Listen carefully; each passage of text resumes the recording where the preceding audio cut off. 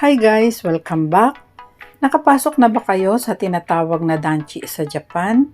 Ito yung for rent na low-cost government housing sa Japan. Ina-apply po ito sa munisipyo at maghihintay kayo kung kailan magkakaroon ng available unit.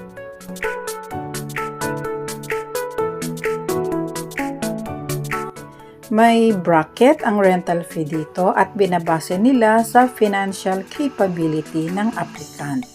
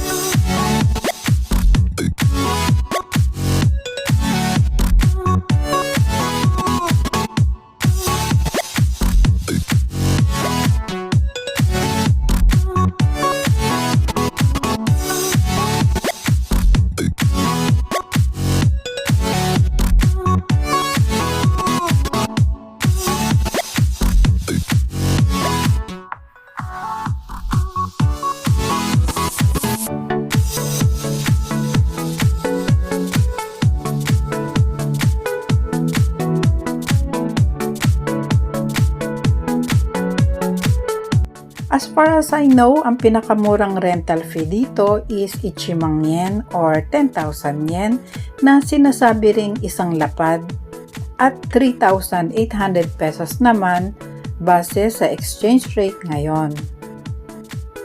Tumataas din ang rental fee depende sa total monthly income.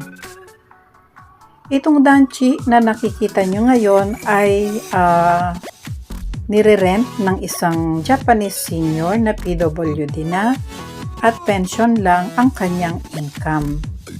Kaya 3,800 pesos lang or isang lapad lang ang kanyang rental fee dito.